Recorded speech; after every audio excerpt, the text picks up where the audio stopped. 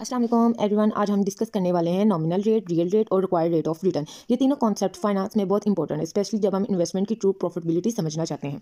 पहले हम बात करते हैं रिक्वायर्ड रेट ऑफ रिटर्न की। रिक्वायर्ड रेट ऑफ रिटर्न का मतलब होता है वो मिनिमम रिटर्न जो इन्वेस्टर एक्सपेक्ट करता है, मतलब आप कितना अर्न करना चाहते हो जस्टिफाइड रिस्क के लिए। इसमें risk free plus risk premium include होता है। रिस्क फ्री रेट यानी कि वो रिटर्न जो आप बिना किसी रिस्क के कमा सकते हो, और रिस्क प्रीमियम एक्स्ट्रा रिटर्न जो आपको रिस्क लेने पर मिलता है।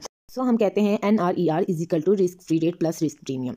बात करते हैं नॉमिनल रेट पे। नॉमिनल रेट वो रेट होता है जिसमें इन्फ्लेशन भी इंक्लूड होती है। ये सिंपल वर्ड में मार्केट इंटरेस्ट रेट होता है। अगर इन्फ्लेशन ज़्यादा हो तो नॉमिनल रेट ऑटोमेटिकली इंक्रीज होता है। इसका फॉर्मूला होता है NRFR is equal to real rate plus inflation N-1। NRFR को हम ऐसे भी कह सकते हैं कि real growth multiply by inflation growth is equal to final growth of money. बात करते हैं रियल रेट की। रियल रेट वो एक्चुअल रिटर्न होता है जो आपकी इंक्रीज इन परचेजिंग पावर की फॉर्म में मिलता है, मतलब कि इन्फ्लेशन को माइनस करने के बाद आपकी अर्निंग कितनी बचती है, यानी real rate tell you that true gain. इसका फॉर्मूला होता है real rate is equal to 1 plus nominal rate divided by 1 plus inflation -1। आपने देखा वहाँ पे हमने मल्टीप्लाई किया था, यहाँ पे हमने डिवाइड कर दिया। ये फॉर्मूला हमें बताता है कि इन्फ्लेशन को एडजस्ट करने के बाद आपका एक्चुअल रिटर्न क्या है।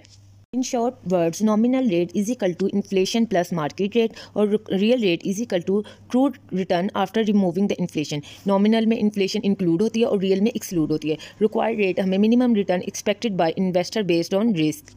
ये तीनों कॉन्सेप्ट इन्वेस्टमेंट डिसीजन मेकिंग में बहुत अहम होते हैं, स्पेशली जब हम कंपेयर करते हैं कि किसी एसेट का रियल टर्म में कितना रिटर्न दिया। होपफुली आपको वीडियो पसंद आई होगी। नेक्स्ट में हम इसके क्वेश्चन करेंगे। अल्लाह हाफिज़।